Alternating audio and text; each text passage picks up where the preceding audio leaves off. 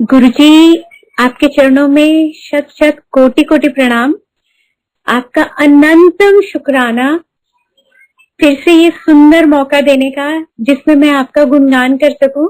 और गुरुजी, मेरी वाणी में हमेशा हमेशा आप विराजमान रहना कि मेरे से कोई भी गलती, कोई भी गलत शब्द ना निकले, प्लीज गुरुजी। और शुक्राना पूरे मंदिर मैनेजमेंट का, विक्रम अंकल का, कुणाल अंकल का, जिन्होंने ये बहुत सुंदर मौका मेरे को दिया।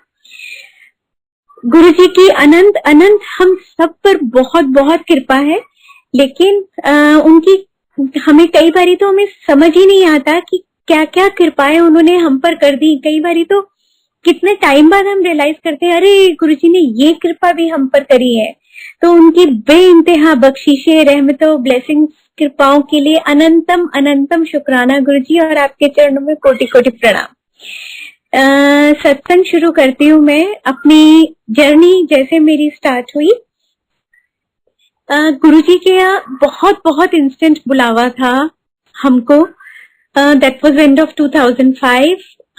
मैं किसी के पास अपने रिलेटिव के साथ में किसी काम से गई, लेकिन वो अंकल का एक्सीडेंट हुआ था। तो ऑफ कोर्स उनके एक्सीडेंट के बारे में बातचीत हुई और उन्होंने गुरुजी का जिक्र किया। और गुरुजी का जिक्र करने के पर, जबकि मैं उस फैमिली से बिलोंग करती हूँ जो कि नॉन बिलीवर्स इन गुरु।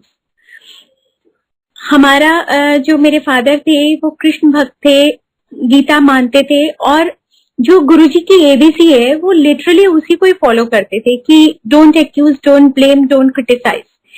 तो यही वो हमको भी वो बोलते थे कि बस अपने कर्म करो, छोड़ो, और सब कुछ प्रभु पर छोड़ दो।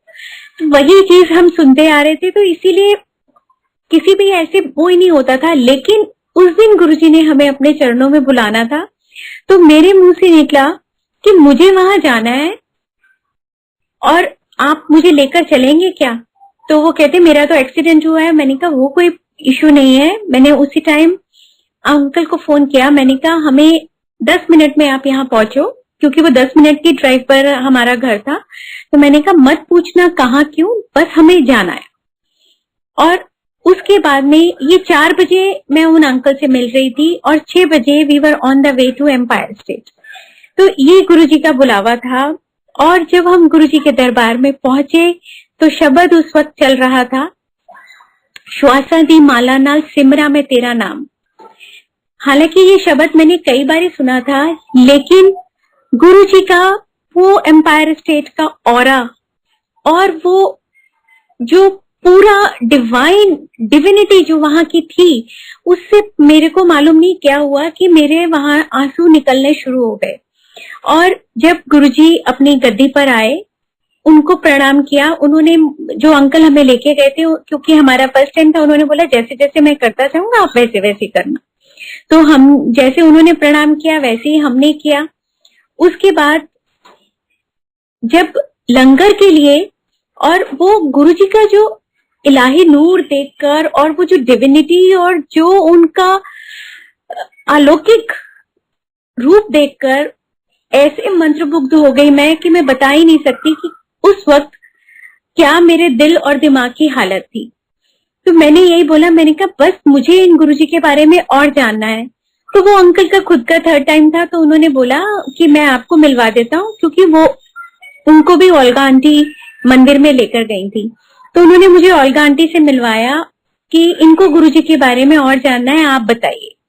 तो ओल्गा आंटी ने जिस तरीके से मेरे को डिस्क्राइब किया गुरुजी के बारे में, it was such a beautiful narration of Guruji की मैं बता ही नहीं सकती। That was falling in love with Guruji, क्योंकि मंत्रमुग्ध तो मैं पहले से हुई थी। और जब उनके बारे में जैसे ही उन्होंने बताया, वो यही था कि वो रूहानी इश्क, वो अलौकिक इश्क, उनसे प्यार उनका हो गया।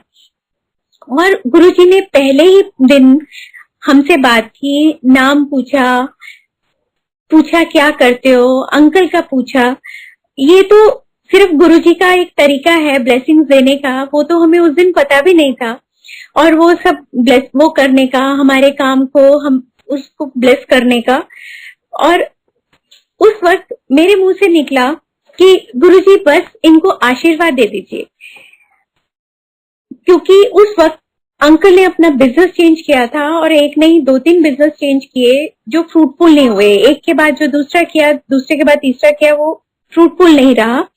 तो काफी हम लोग फाइनेंशियल प्रॉब्लम्स में उस टाइम निकल रहे थे और गुरुजी ने इतने जोर से बोला लाउडली, दे दिता, दे दिता, 2 बारी गुरुजी ने वो बोला और हम बहुत प्रसन्न होकर वहां से आए। और बस गुरुजी से जो मैंने उस वक्त में एक अरदास की थी कि गुरुजी इन्ना बख्श देना कि तुहाडे कोल आने ली सोच ना पए, क्योंकि उस वक्त मैंने आपको बताया कि जैसे हम फाइनेंशियल प्रॉब्लम्स में से निकल रहे थे, तो मंदिर एम्पायर स्टेट इतना दूर था हमारे घर से और हम गाड़ी भी उस वक्त में तब निकाला करते थे कि जब हमारे को बहुत जरूरी हो। तो यही था कि वहां पर आने जाने के लिए इतना पेट्रोल लगेगा, तो बस गुरुजी इतना बख्श देना कि आपके पास आने के लिए सोच ना पड़े। यही बस मन में था कि बस अब बुलाते रहना गुरुजी। और उसके बाद थोड़े दिनों बाद में हमें एक फोन आता है और कहते हैं कि जी आपका फ्री पेट्रोल निकला है। बेटे ने पेट्रोल पंप से जब पेट्रोल भरवाया था तो वो गिफ्ट वाउचर्स वगैरह कई बार वो भरवाते हैं कि आप ये भर दीजिए, आपका ये लकी ड्रॉ निकलेगा, लेकिन ऐसा तो कभी होता नहीं। मैंने सुन के बोला, मैंने कहा ये ना महिंद्रा क्लब वाले बेवकूफ बना रहे होंगे, ऐसा हो ही नहीं सकता, आप ये जाने का भी वहां पर पेट्रोल वेस्ट करोगे।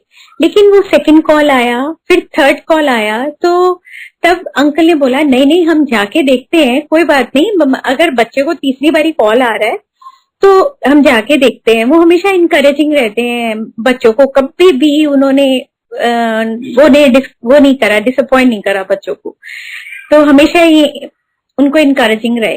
तो वहां पर जब गए तो जो वो बोल रहे थे कि आपका 25 लीटर पेट्रोल फ्री निकला है, तो वहां पर जाने के बाद पता चला वो 25 लीटर्स नहीं 75 लीटर्स पेट्रोल था जो हमें फ्री मिला। मतलब जो गुरुजी के पास मैं अरदास लगाकर आई थी, वो गुरुजी ने कितनी बार का हमारा आने जाने का पेट्रोल ही फ्री कर दिया, इसका मैं बता ही नहीं सकती। उसके बाद गुरुजी की कृपा यहाँ से स्टार्ट हुई और जब मैं गुरुजी के पास पहुंची तो मेरा फ्रोजन शोल्डर था। फ्रोजन शोल्डर होने की वजह से, और वो मेरा राइट हैंड था, मैं बहुत सारे काम करने में मुझे बहुत तकलीफ होती थी, सारे काम मैं अपने लेफ्ट हैंड से किया करती थी।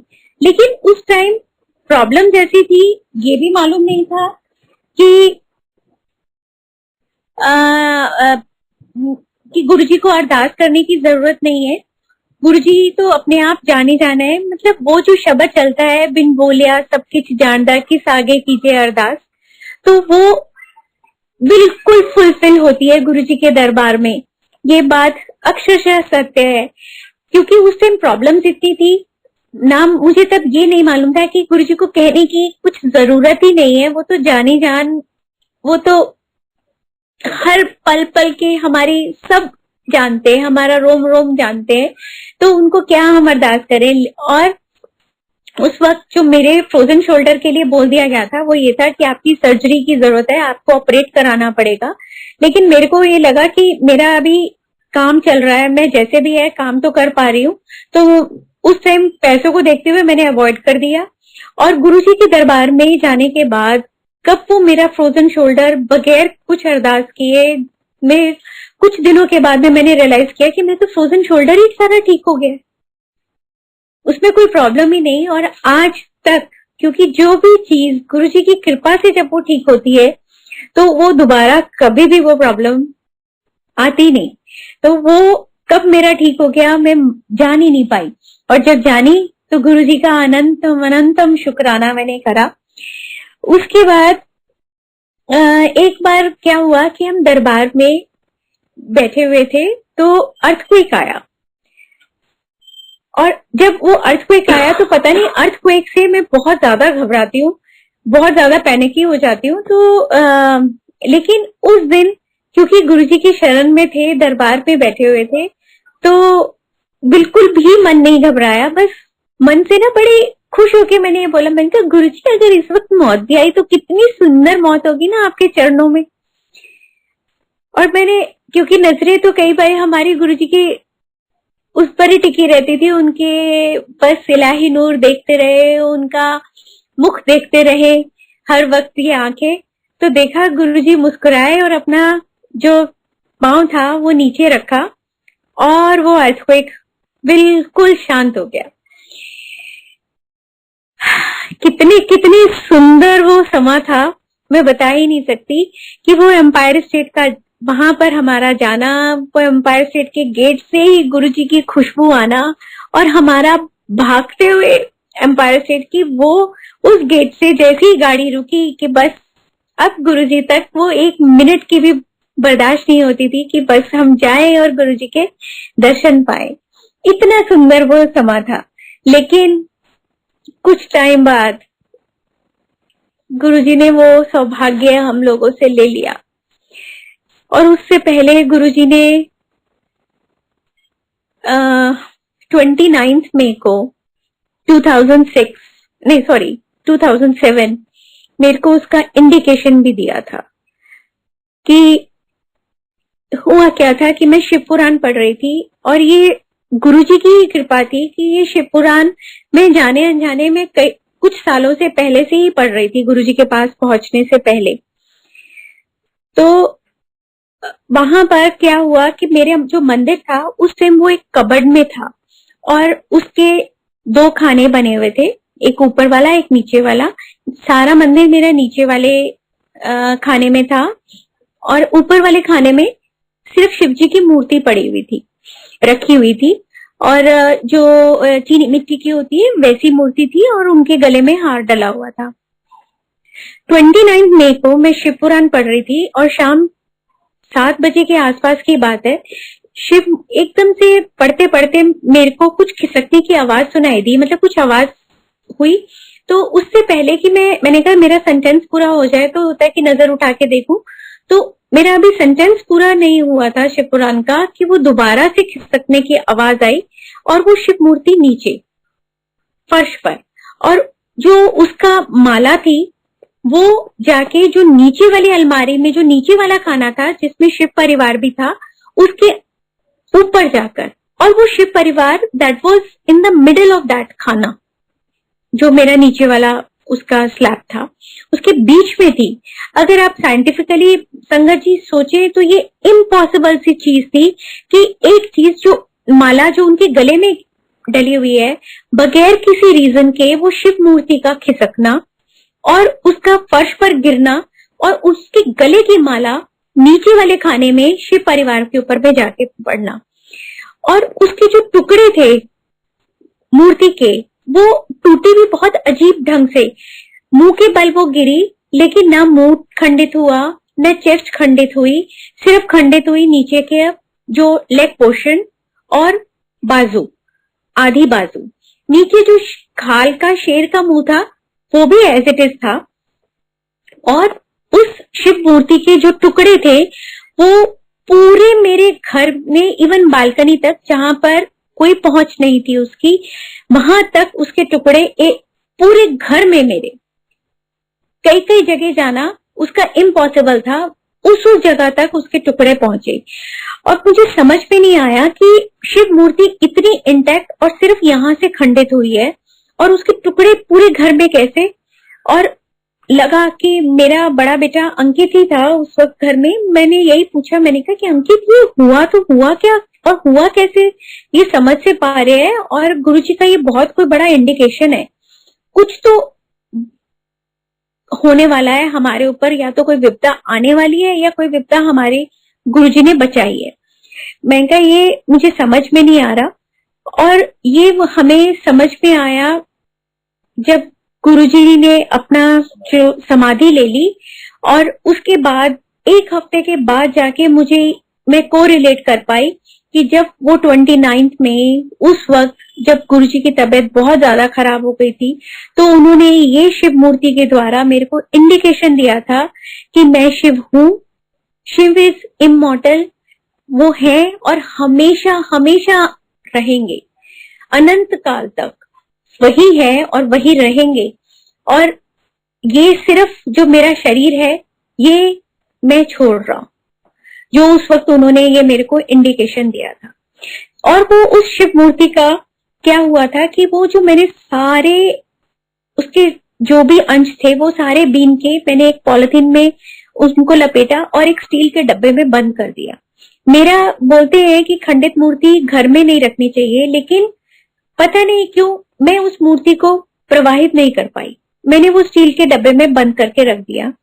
और ये गुरु का ये उससे कनेक्टेड सत्संग है, इसीलिए मैं बता रही हूँ, जंप कर रही हूँ वो टाइम।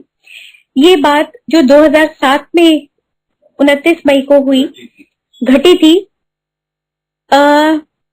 गुरु जी का मुझे हुक्म आया था रेनोवेशन के लिए 2011 में, और जो हुक्म आया था वो जो आया था वो 8 फरवरी को आया था और 11 फरवरी को हमारे घर में हथौड़ा लग गया था गुरु जी का हुक्म मानते हुए। तो और उन्होंने मुझे ये भी आदेश दिया था, तब हमारे घर में उल्गा आंटी वाला सत्संग होना था 8 अप्रैल को, लेकिन उन्होंने बोला कि गुरु जी का हुक्म आया है कि आप अपने घर को रेनोवेट करो, सुंदर सा बनाओ, खुला खुला सा बनाओ, और ताकि अच्छे से संगत यहाँ पर आ सके और कोई भी आपको पैसे की प्रॉब्लम नहीं आएगी, पैसे की तरफ से कोई रुकावट नहीं होगी, पैसा आता जाएगा। लेकिन संगत जी, हैरानी की बात थी कि जो भी उस वक्त में कॉन्ट्रैक्टर हमारे घर में आके बात करता था वो इतना कम कोट करता था कि हम हैरान हो जाते थे। तो वो गुरुजी की कृपा से ना पैसे की प्रॉब्लम आई ना कुछ हुआ, जबकि उससे पहले अंकल किसी भी मूड में नहीं थे कि वो रेनोवेशन करवाया जाए, क्योंकि वो चाहते थे कि बच्चों की जो एजुकेशन जो बच्चे चाहते हैं वो किसी भी तरीके से, वो चाहे हम लोग प्रॉब्लम्स में थे, वो किसी भी तरीके से पूरी हो। तो जो भी थोड़ा पैसा था वो उन्होंने उसकी मास्टर्स करने के लिए वो रखा हुआ था। लेकिन जब गुरुजी का हुक्म आया तो उन्होंने वो जितने भी अपनी सेविंग थी उसको उन्होंने कहा कि अब तो हुक्म है, ये तो मानना ही पड़ेगा। और सच में संगत जी, इतना हम सोच भी नहीं सकते थे, जितने कम पैसों में इतना ज्यादा रेनोवेशन हमारा गुरुजी ने करवाया। और वो जो स्टील के डब्बे में उस रेनोवेशन के बाद वो मूर्ति के जो टुकड़े थे, वो जो अंश थे, वो गायब हो। डब्बे में वो जो बाकी सामान पड़ा था मेरा, वो स्टील के डब्बे में वो बाकी रह गया, लेकिन वो उसके बाद में वो मूर्ति मुझे खंडित मूर्ति नहीं मिली। इसीलिए ये सत्संग जो इतने 2007 का जो 2011 में जंप करने के बाद हुआ, वो मैं आपको बता रही हूँ कि ये गुरुजी का क्या मर्जी थी, ये मैं आज भी नहीं समझ पाई। बस सिर झुका के उनके चरणों में वंदना है कि जो भी उन्होंने करा वो उनकी मर्जी, उनके आगे हम नतमस्तक, उनके चरणों में हमारा हर तरफ से अपनी तरफ से सरेंडर। हमें नहीं मालूम गुरुजी कि हमारा अभी भी कुछ सरेंडर बाकी है या नहीं, अपनी तरफ से हम लोगों का पूरा सरेंडर हो चुका बस। लेकिन फिर भी पता नहीं कहाँ हम गलतियां करते होंगे, कहाँ हमारी बातें रह जाती होंगी, हम नहीं जानते। उसके बाद में मैं आपको बताऊं, ये गुरुजी की खैर होते हुए की ही बात है। 2006 में क्या हुआ कि जो मेरा छोटा बेटा है उसका चाइल्डहुड ड्रीम था पायलट बनने का, और वो बनना चाहता था। लेकिन जैसे मैंने पहले बताया कि हम लोग इतने फाइनेंशियल प्रॉब्लम्स में थे कि हम सोच भी नहीं सकते थे कि इतनी प्रॉब्लम्स में वो बच्चा सोच कैसे सकता है कि हम उसको पायलट का, कमर्शियल पायलट का कोर्स करवा पाएंगे। तो उसके बच्चों की इतना सरेंडर था या इतना उनका फेथ था, इमेंस फेथ था गुरुजी के ऊपर। तो वो बोले मम्मा आप नहीं कराओगे, ये गुरुजी करवाएंगे। और उसकी चाहे चलती होगी अरदास गुरुजी के आगे। एक दिन मैं एम्पायर स्टेट में ही बैठी हुई हूँ और गुरुजी ने मेरे को दिखाया कि छोटे बेटे ऋषभ का हाथ उन्होंने एक अंकल के हाथ में पकड़ाया और बोला ले फड़, एनु पायलट बना दे। और उन अंकल को, भाटिया अंकल को, गुरुजी ने फिजिकली ये बात बोली। ये बात जबकि गुरुजी ने महासमाधि ले ली थी, उसके हमें 4-5 साल बाद जाके ये बात पता चली कि गुरुजी ने उनको फिजिकली वे फॉर्म में बोली थी, जो मुझे विजन में दिखाया। और उसके बाद में अब चूंकि पैसों का काम तो कुछ पैसों से ही होता है, एक जब हमारा बहुत अच्छा टाइम चल रहा था तो अंकल ने एक फ्रेंडली लोन अपने फ्रेंड को दिया था, और वो काफी प्रॉब्लम में था, तो बहुत ज्यादा सॉफ्ट हार्टेड है अंकल। तो उन्होंने ये बोला कि कोई बात नहीं, आप मेरे इन पैसों के टेंशन मत लो, आप जब आपके पास में होगा कंफर्टेबल आप तब दे देना, आप जो आपको परेशान कर रहे हैं, जो भी आपके ऊपर ज्यादा प्रॉब्लम्स हैं, आप पहले उनको सॉल्व कर लो। लेकिन उसकी प्रॉब्लम्स शायद बढ़ते बढ़ते बहुत बढ़ गई, और वो कब इंडिया छोड़ के चला गया हमें मालूम ही नहीं पड़ा। और उसके बाद जब अपने ऊपर हमारे प्रॉब्लम्स आई तो हमने उसे ढूंढना शुरू किया, लेकिन अब वो कहाँ मिलता, हमें पता ही नहीं था वो कहाँ है, वो तो इंडिया छोड़ के जा चुका था, और कोई कांटेक्ट नंबर नहीं हमारे पास। लेकिन जब हम गुरुजी के पास पहुंचे कुछ महीनों के बाद ही उसका मुझे फोन आता है, आशु पहचाना मैं कौन बोल रहा हूँ? मैंने कहा जी, आवाज ऐसे लगता है कि मैंने आपसे बात की हुई है, जानी पहचानी आवाज है, लेकिन मैं पहचान नहीं पा रही। तो उन्होंने मुझे अपना बोला कि मैं ये बोल रहा हूँ, और मनचंदा जी कहाँ है? मैंने कहा वो तो इस टाइम आउट ऑफ स्टेशन है, उदयपुर है। तो बोले कि उनको बोल देना भगोड़ा वापस आ गया। और आने के बाद जब वो अंकल से मिला तो उसने ये बोला कि अगर आज मैं जिंदा हूं तो सिर्फ आपका लोन चुकाने के लिए आपके पैसे मैंने देने हैं, और कोई ऐसी बीमारी नहीं है मेरे को जो मुझे ना हो। तो उसके बाद में ये देखो कि गुरुजी ने खैर उस बंदे को भी दर्शन दिए, उसका भी कल्याण हुआ, और वो कब हमारे पैसे देखे, अगले दिन वो कहाँ गायब हो गया। अंकल उसको फोन करते रह गए, कितनी बारी कांटेक्ट हुआ, लेकिन उसका फोन डज नॉट एग्जिस्ट यही आता रहा। तो दिस वाज अमेजिंग कि कैसे गुरुजी ने उसको भेजा, कैसे हमारा लोन हमको वापस मिला। तो इसका हम बता ही नहीं सकते कि कैसे कृपा है। लोन जो ऋषभ के पढ़ाई के लिए चाहिए था, वो लोन भी बहुत आसानी से हो गया, क्योंकि जब गुरुजी की कृपा होना तो वो सारे डिफिकल्ट काम जो इम्पॉसिबल काम होते हैं वो भी कैसे सीधे अपने आप होके हो जाते हैं, हम जान ही नहीं पाते। और जो उसके बाद में लोन पीरियड के बाद जो ईएमआई आई, हम हैरान, और हम उसको कैलकुलेट करते थे कि मैक्सिमम जो लोन पीरियड है उसमें तो ये लोन पूरा हो ही नहीं सकता, और इसमें इंटरेस्ट ही नहीं उसका निकल रहा बैंक का, तो ये कैसे हो सकता है। लेकिन जब वो पीरियड खत्म हुआ तो बैंक वालों का, क्योंकि गुरुजी को मालूम था कि ये पीरियड तक इनकी फाइनेंशियल प्रॉब्लम्स रहेंगी और हम उतना ही दे पाएंगे कंफर्टेबली, तो पता होता है गुरुजी को आने वाला कल भी कि हम क्या कर पाएंगे क्या नहीं। तो वो ईएमआई इतनी थी कि जो हम आराम से कंफर्टेबली दे रहे थे, और जब हम गुरुजी ने हमको फाइनेंशियली स्टेबल कर दिया, हमारी कृपा कर दी, तो उसके बाद हम वो आराम से बाकी का अमाउंट भी दे सकते थे। तो उसके बाद में बैंक वालों ने बोला कि जी कैलकुलेशन मिस्टेक हुई है, तो आप ये इतना इकट्ठा दें। तो हमने कहा नहीं, ये तो गलती आपके एंड पर हुई है, हमारे एंड पर नहीं हुई है। तो दे रियलाइज कि नहीं, गलती तो हमारे एंड से, जी ठीक है, आप अपने हिसाब से जैसे है आप दे दीजिएगा। तो ये भी देखिए कितनी कितनी गुरुजी की कृपा है। अच्छा, जो मैं आपको बता रही थी सत्संग की, गुरुजी ने हमको वो पहले अपने पास बुलाने के लिए कितना पेट्रोल फ्री दिया। पेट्रोल तो फ्री दिया, गुरुजी ने उस गाड़ी में वो बैठे, मेरे को ड्रीम में दर्शन दिए कि उस गाड़ी में, तब हमारे पास 800 हुआ करती थी, मुझे दर्शन हुए कि गुरुजी गाड़ी में बैठे हैं। और सुबह उठ के मैं गई, मैंने वहां पर वंदना करी गुरुजी की कि गुरुजी आपने चरण डाले इस गाड़ी में, धन्य हो गई गाड़ी। और सच में संगत जी, गुरुजी ने वाकई वो गाड़ी को धन्य कर दिया।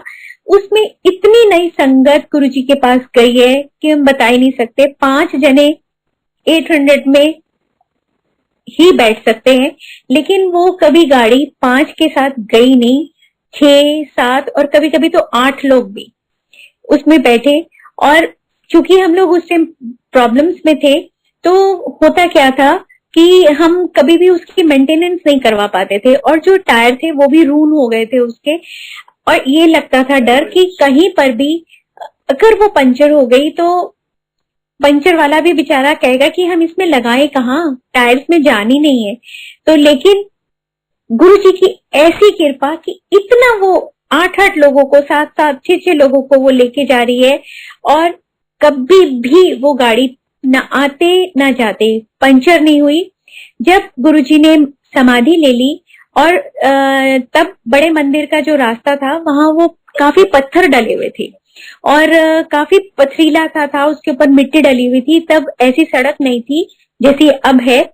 तो तब हमारी जो गाड़ी थी वो डगडग डगडग डगडग करते हुए जाती थी, लेकिन और इतनी संगत के साथ, लेकिन कभी भी ऐसी कृपा गुरु जी की, कभी भी ना आते ना जाते, कभी भी वो पंचर नहीं हुई।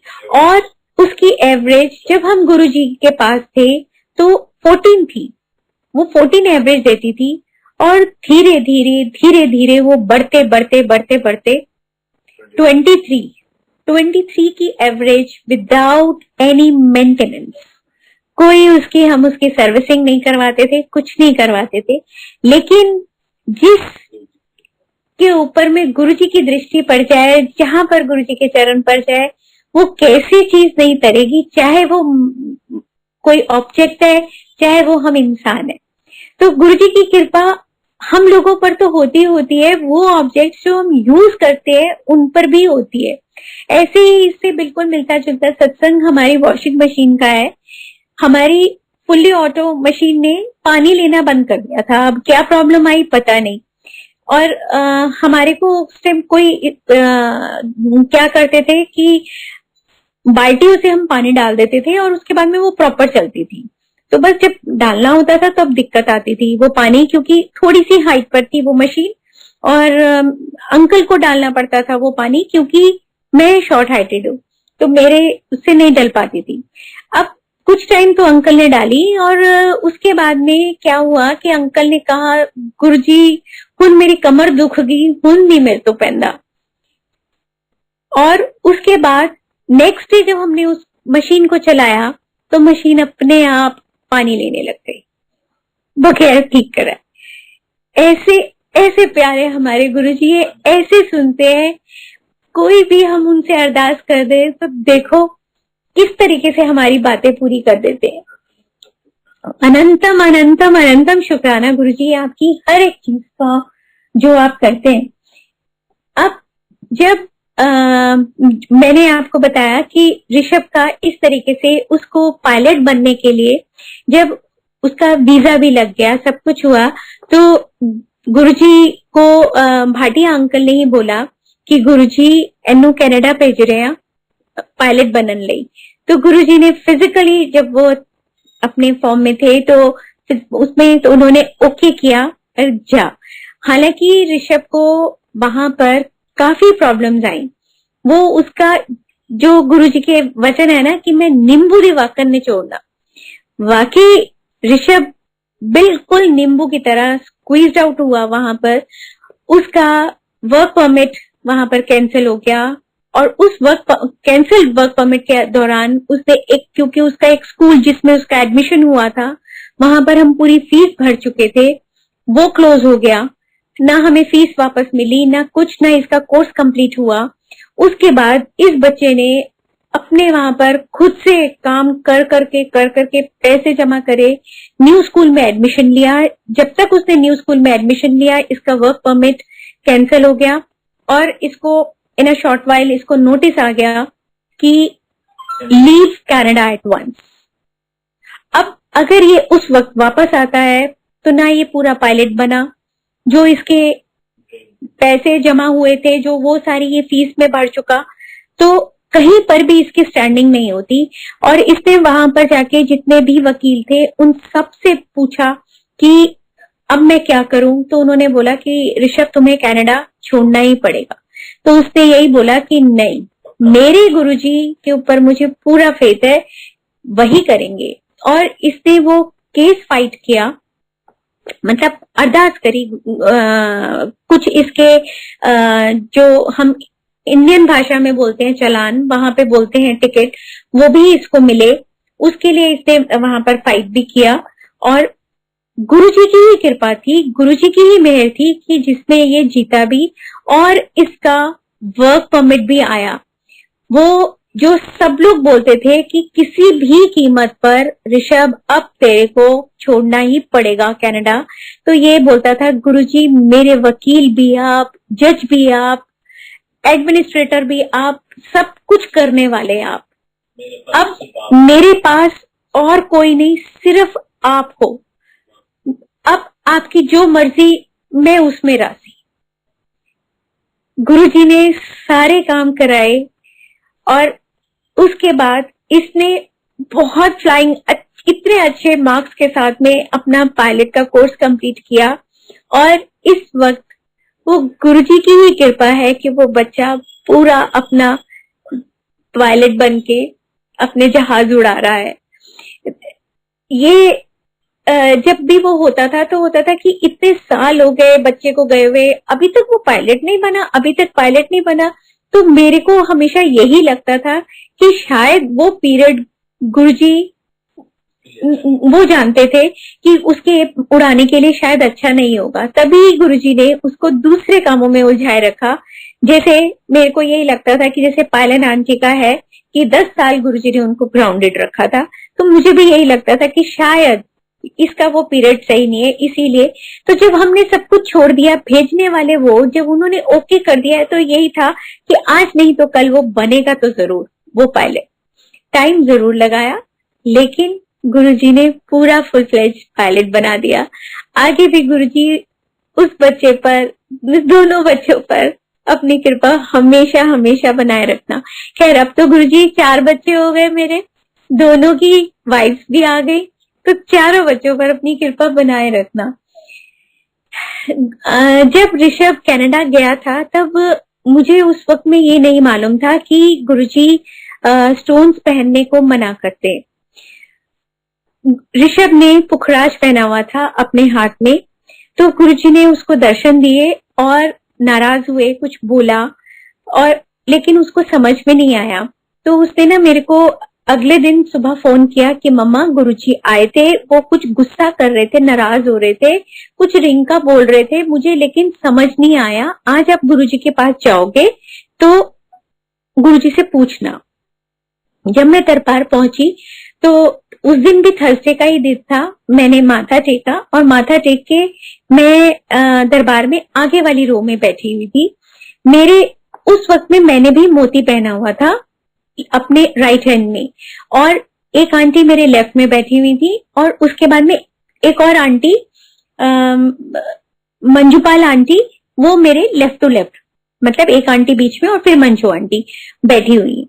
और संजय जी आपको मालूम है कि कोई भी चलते हुए, मतलब दरबार में जब चल रहे हो शब्द तो कोई नहीं बात करता।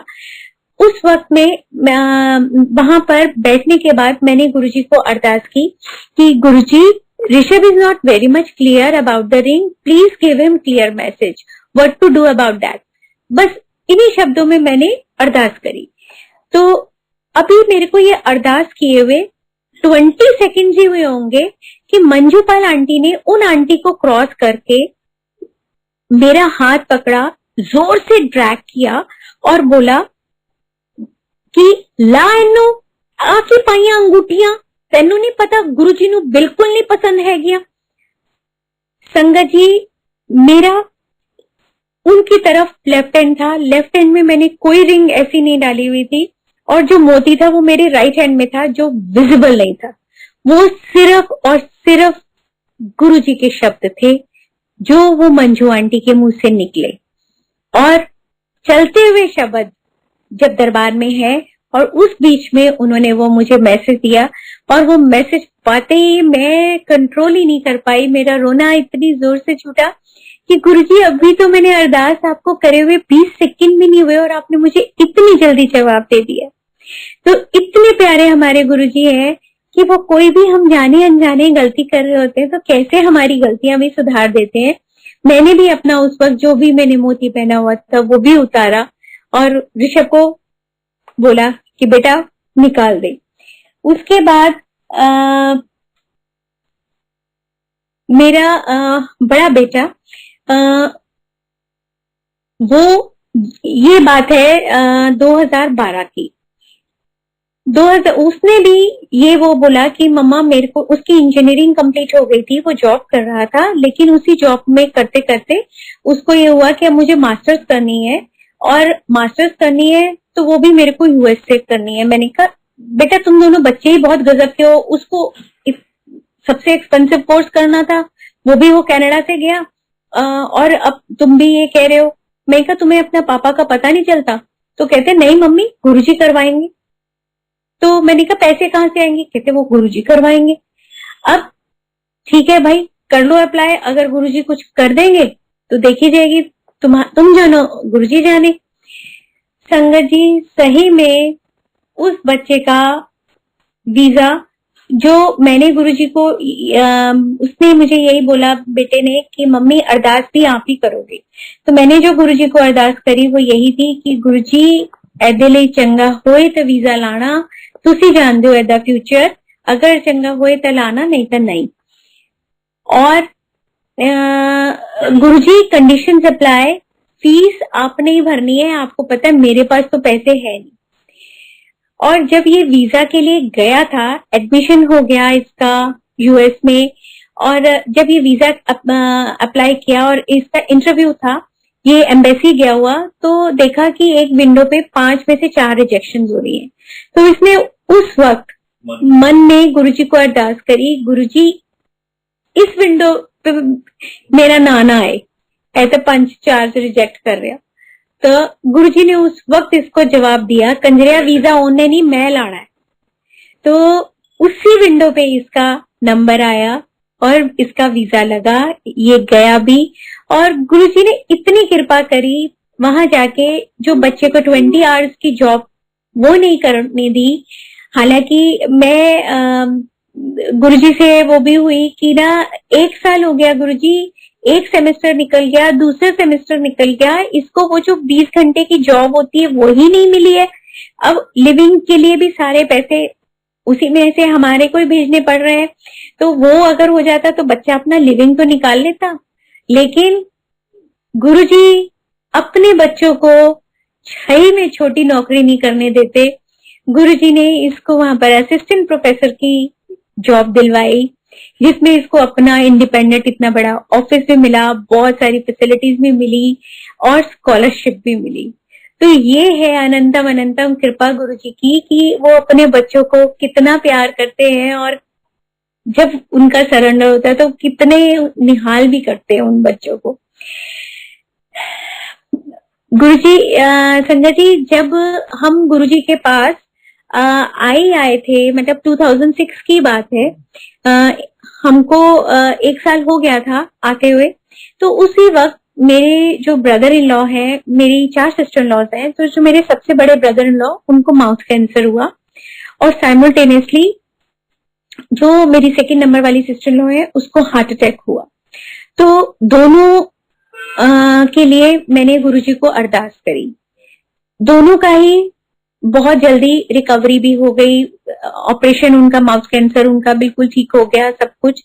लेकिन तब मैं ये श्योर नहीं थी कि ये गुरुजी की कृपा है या वैसे, हम उस चीज को उस टाइम तक कोरिलेट नहीं कर पाए थे। लेकिन 2015 में वही मेरे जो ब्रदर इन लॉ है उनको मैसिव हार्ट अटैक हुआ। तो उस वक्त में मैंने जो गुरुजी को अरदास की कि गुरुजी कृपा करना, तो गुरुजी का उस वक्त मुझे जवाब आया, मैं 10 साल पहले दे चुके हैं। उस टाइम मैंने रियलाइज किया कि उस वक्त भी वो हमारे गुरुजी की अनंतम कृपा थी उनके ऊपर, जो उन्होंने उनको उस वक्त लाइफ दी थी। तो जब बस ये जवाब मेरे लिए काफी था, एंड एज ए रिजल्ट वही हुआ, ही इज नो मोर। और जो मेरी सिस्टर लॉ थी वो भी बिल्कुल ठीक, उनके ऊपर में भी गुरुजी ने अपनी पूरी पूरी कृपा करी। ये तो बड़े सीरियस सीरियस जैसे सत्संग हो गए, तो आपको एक चुलबुला सा सत्संग सुनाती हूँ। जब हम गुरुजी के पास जाना शुरू हुए थे, तो जैसे जैसे हमारा कनेक्शन बढ़ता गया, तो होता क्या था कि जो गुरुजी के स्वरूप लगे हुए थे, तो हर वक्त मैं उनको देखती रहती थी और मन ही मन बातें करती रहती थी गुरुजी से। तो गुरुजी उन मतलब रिस्पॉन्ड भी किया करते थे। कभी गुरुजी के हाथ हिलते थे, कभी आईज हिलती थी, कभी लिप्स हिलते थे। तो मैं अंकल को बोलती थी, देखो अभी गुरुजी ने ये किया, अभी गुरुजी ने वो किया। तो अंकल को यही लगता था कि मेरे को शायद ऑप्टिकल इल्यूजन्स होते हैं, ऐसा कुछ करते नहीं है। तो एक दिन वो किसी दूसरे रूम में जाके गुरुजी के स्वरूप के आगे ऐसे ही मेरी शिकायत कर रहे थे कि गुरुजी ए झूठ बोल दिया ना, तुसी करदे कुछ नहीं ना, अपने मनो बनांदे ना गल्ला। तो गुरुजी लिफ्टेड हिज आईब्रो, ये हिल गए कि बोले गुरुजी तुसी कीता। तो then again he lifted his eyebrow, आओ। तो second time he lifted his eyebrow. तो उस वक्त थोड़ी देर बाद अंकल आए और मेरे को बोलते, तुम जो बोलती हो ना गुरुजी ने ये किया वो किया, तो वो सच होता है। मैं उस वक्त तो समझ ही नहीं पाई। ये बात उन्होंने मुझे बाद में कमिट करी कि मैं ऐसे तुम्हारी शिकायत कर रहा था गुरुजी से, तो गुरुजी डिड दैट। तो सही में जो वचन है गुरुजी के कि मेरे स्वरूप को फोटो ना जानो, ओ मैं खुद हाँ। तो सच में जब हम उनसे कनेक्टेड हो जाते हैं दिल से, तो गुरुजी हमें क्या नहीं अपने स्वरूप में ही नजारे दिखा देते हैं। गुरुजी ने ऐसे नजारे हमें दिखाए हैं कि गुरुजी ब्रीथ कर रहे हैं, आंखें हिल रही हैं, हाथ हिल रहे हैं और लिप्स हिल रहे हैं, ये उनके स्वरूप में। और मंदिर के नजारे तो सबको ही पता है कि शिव जी की मूर्ति, ब्रास वाली मूर्ति, वो तो अद्भुत नजारे हैं। गुरुजी ने अपने चरणों से रोशनी निकलते हुए मुझे दिखाया। और उस वक्त तो मैं बिल्कुल ही मतलब लिटरली बहुत बहुत ज्यादा, जैसे आप कोई भी ऐसा नजारा जब देख लेते हो तो थोड़ा सा पागलपन सा सवार हो जाता है। मैं बहुत रोई थी। गुरुजी ने अपने मस्तक में शिवलिंग के दर्शन, शिव जी के दर्शन, ऐसे भी नजारे दिखाए हैं। तो क्या क्या नाम हम उनका बखान करें, कितना गुणगान करें, वो भी कम है। हमारे पास तो वो इतने सुंदर शब्द ही नहीं हमें मिल पाते कि जो हम उनका व्याख्यान कर पाए और उनका शुक्राना कर पाए। गुरुजी के बहुत सारे सत्संग, जो गुरुजी का ही ब्लेस किया हुआ सत्संग होते हैं, उन्हीं में उनके हमारे को बहुत सारे सुनने को, देखने को, महसूस करने को वो चीजें हमें मिलती हैं।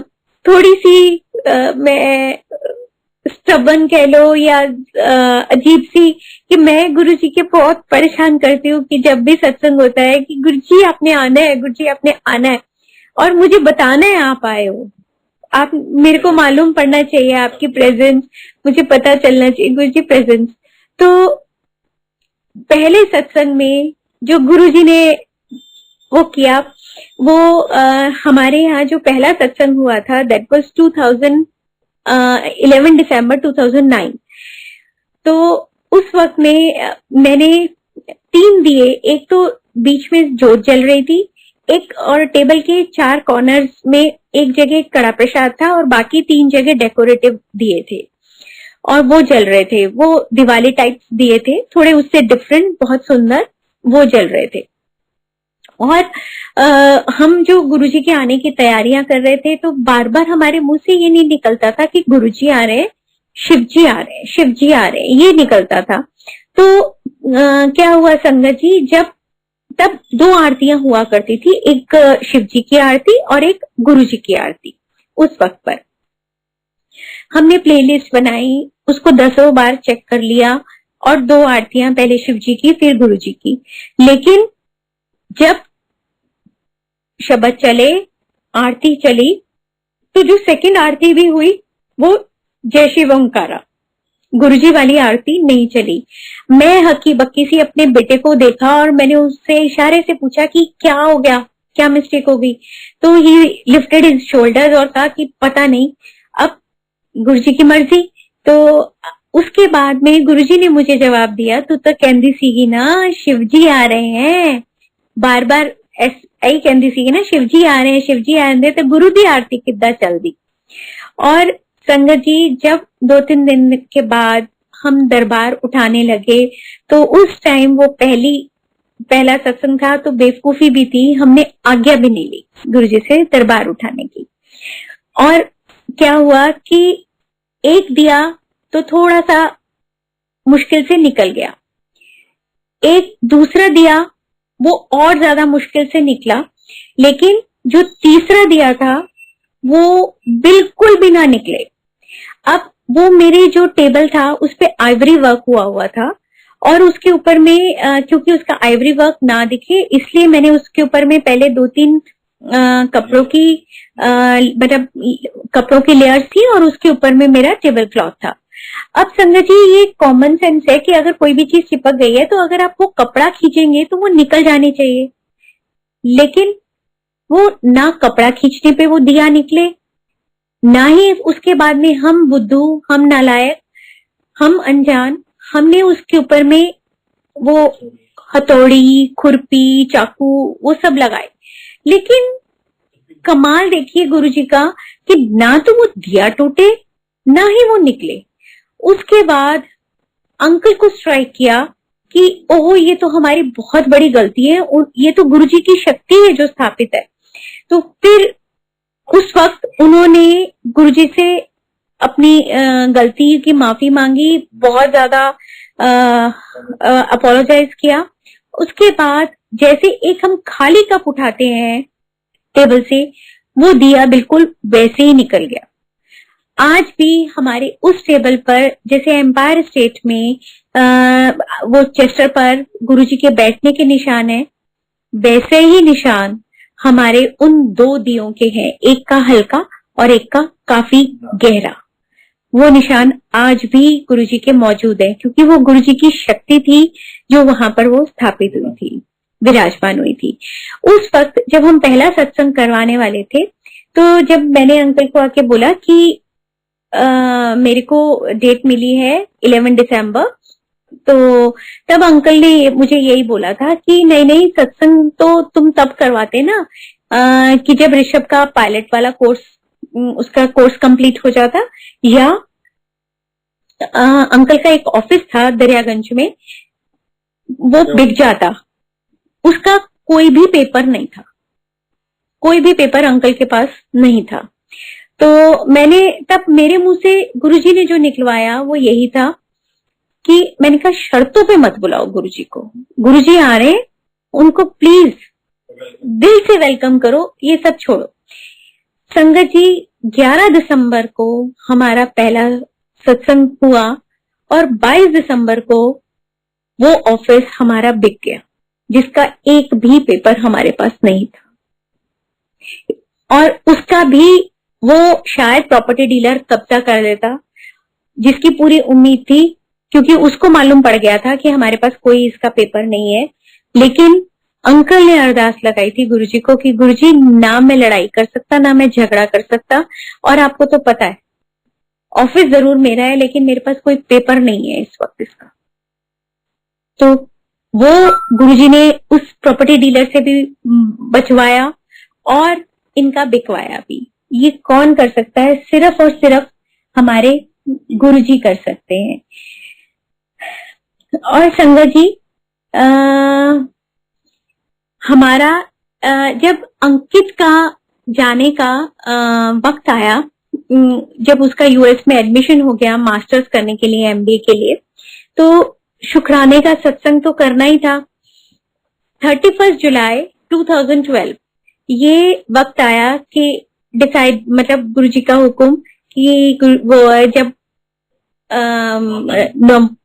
सत्संग होना था, और गुरुजी ने ऋषभ के द्वारा ये मैसेज भेजा कि मानू कहीं लंगर ज्यादा बनाएगी, ऐनी संगत आएगी कि ऐस तो संभलेगी नहीं।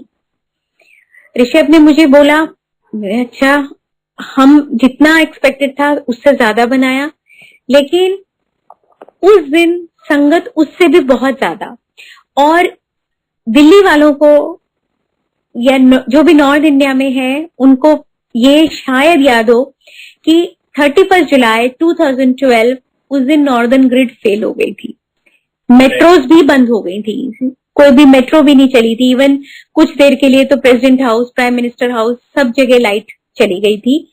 लेकिन अब मेरी अरदास गुरुजी के आगे कि गुरुजी सत्संग तो तुहाडा है, पूरी शान नाल होना चाहिए। शाम 7 बजे का सत्संग था संगत जी, और 6:45 बजे लाइट आ गई, सारे एसी भी चले, पंखे भी चले, जो हम लोग सुबह से बिल्कुल एक पंखे के बगैर हम लोग बैठे हुए थे। और उस वक्त, उस दिन जैसे बड़े फंक्शंस में होता है, उस दिन ऐसा ही था हाल कि माथा टेकने वालों की लाइन खत्म ही नहीं हो रही थी। और गुरुजी ने वही है कि भेजने वाले भी वो, करने वाले भी वो, हम जितना भी वो कर लें। बढ़ाया उस दिन लंगर, गुरुजी ने उसको पूरा डिवाइन अमृत वो कर दिया, वो बढ़ता गया। जबकि मेरा मन दुख दुख हो रहा था कि सबको पहले मैंडेटरी मिल जाए, रिफिल मत करो, एक्स्ट्रा मत दो। लेकिन हमारी इतनी प्यारे सेवादार, इतनी प्यारी संगत, वो बोलते हैं जब गुरु जी बैठे हैं तो आंटी सबको भरपूर मिलेगा और कोई कमी नहीं आएगी।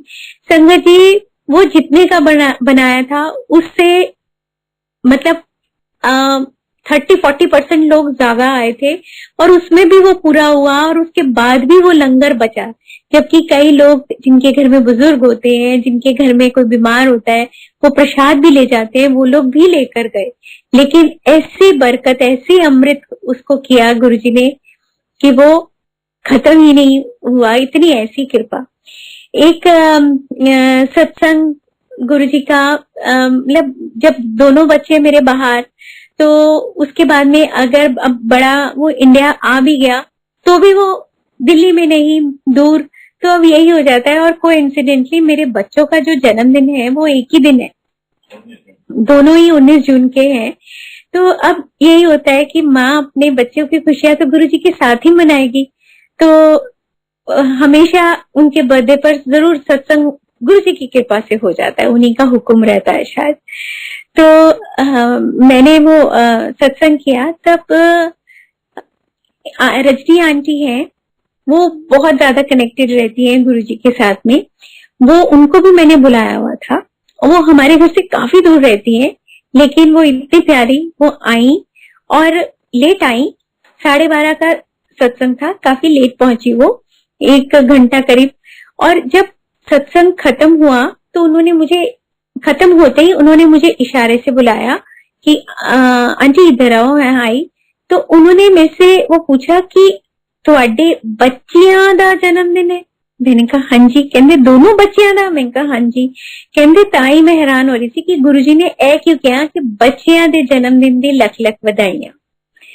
तो गुरुजी कैसे एक्नॉलेज करते हैं, कैसे ब्लेसिंग देते हैं, कैसे मेहर करते हैं, कृपा करते हैं, बख्शिशें करते हैं, रहमतें करते हैं, हम बता ही नहीं सकते। कि माँ की झोली तो वो खुशियों से भर दी गुरुजी ने कि हम क्या आए गुरुजी। माँ तो, मैं तो सिर्फ बायोलॉजिकल मदर हूँ, माँ बाप सखा सब कुछ तो आप ही हो, आप ही तो उनको सब कुछ उनका करने वाले हो। हम कहाँ, हम तो कुछ भी नहीं। लेकिन हाँ, बीइंग अ बायोलॉजिकल मदर, बहुत बहुत बहुत खुशी हुई कि मेरे सच्चे बादशाह ने गुरुजी के बच्चों को इतनी ब्लेसिंग दी है, बधाइयां दी है। और संगत जी और क्या क्या मैं बताऊं आपको, इतनी इमेंस कृपा गुरुजी की बरस रही है। 2014 जो है ये अंकल के लिए काफी क्रिटिकल आया।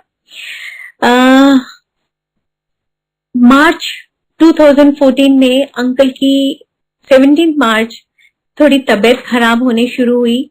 और अंकल उनमें से हैं जो अपनी प्रॉब्लम्स जल्दी नहीं बताते, और डॉक्टर के पास ही is the last one to go. कि गुरुजी के होते हुए वैसे भी इतना भरोसा रहता है कि गुरुजी हैं तो कुछ भी नहीं। लेकिन वो प्रॉब्लम जब आई तो वो 2 दिन के अंदर ही वो इतनी एग्रीवेट हो गई जब हम डॉक्टर को दिखाने जा रहे थे तो अंकल ने बोला अगर वो बोले कि एडमिट करना है तो मुझे हॉस्पिटल एडमिट करा देना। जब ये बात बोली तो मेरे पैरों तले जमीन खिसक गई कि इसका मतलब अंकल की तबीयत बहुत ज्यादा खराब हो गई है अंदर से, जो वो बता नहीं रहे हैं। अंकल का क्या था कि जैसे बॉडी पैरालाइज्ड हो जाती है, बिल्कुल वैसे, बगैर किसी पैरालिटिक अटैक के वो बॉडी पूरी स्टिफ ऐसी हो गई थी, ना वो करवट ले सकते थे, ना वो टॉयलेट सीट से उठ सकते थे, ना वो बेड से उठ पाते थे, हाथ उनके स्टिफ, मोबाइल पकड़ना मुश्किल, और पैरों में, टांगों में वो शुरू में एक दिन में थोड़े ब्लड पैचेस दिखे मुझे, जैसे कोई चोट लग जाती है, कोई एक्सीडेंट हो जाता है तो जख्म हो जाता है, इसी तरीके से ब्लड पैचेस वहां पर उनकी बॉडी पर थे। और वो धीरे धीरे डेली मैंने देखा, मतलब अगले दिन शाम तक वो बढ़ गया, अगले दिन सुबह तक और बढ़ गया। तो वही हुआ, हार के अंकल को एडमिट कराया। उसके बाद मेरी अरदास गुरुजी से कि गुरुजी, जो अब डॉक्टर्स अपना इलाज कर रहे हैं, कि अगर गुरुजी इलाज अच्छा सही हो रहा है, सही डायरेक्शन में हो रहा है, तो आप मुझे कोई इंडिकेशन दो, कोई मुझे इंडिकेशन दो। लेकिन कोई इंडिकेशन नहीं आया।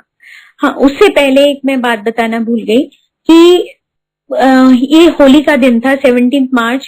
हम सुबह गुरुजी मंदिर गए माथा टेकने, तो मैंने देखा गुरुजी स्माइल नहीं कर रहे। उस वक्त जब मैंने आज्ञा भी ली तभी भी मैंने देखा गुरुजी स्माइल नहीं कर रहे। मन अंदर से बहुत परेशान हो गया था कि गुरुजी स्माइल क्यों नहीं कर रहे। लेकिन उसके बाद जब अंकल का ये हाल वो होता गया तो समझ में आ गया कि इसीलिए गुरुजी का वो इंडिकेशन था कि ये प्रॉब्लम आ रही है, जो मुझे बाद में ही ऑफ कोर्स रियलाइज हुआ कि इस यही वजह थी कि गुरुजी उस दिन स्माइल नहीं कर रहे थे। उसके बाद वो लेकिन अंकल की प्रॉब्लम बढ़ती गई, दवाइयां बढ़ती गई, लेकिन वो प्रॉब्लम ना गुरुजी का कोई इंडिकेशन आया। संगत बहुत आती रही हॉस्पिटल, इनको प्रसाद खिलाती रही, लेकिन हालत जस की तस। उसके बाद मेरे को गुरुजी ने दिखाना था, सुनवाना था कि यहाँ पर वो डॉक्टर सही नहीं है, वो सिर्फ और सिर्फ पैसे खा रहे हैं। वो गुरुजी ने मुझे सुनवा दिया और मैं जबरदस्ती अंकल की वहां से छुट्टी करवाकर घर लेकर आई। और उसके बाद नवीन अंकल और विजय अंकल, जो हमारी गुरुजी की संगत इतनी प्यारी पुरानी संगत है, उन्होंने मेरे को बोला कि आशु, वहां पर हम तुम्हें एक डॉक्टर के पास लेके जा रहे हैं जहां पर उम्मीद है डायग्नोज सही हो जाएगा।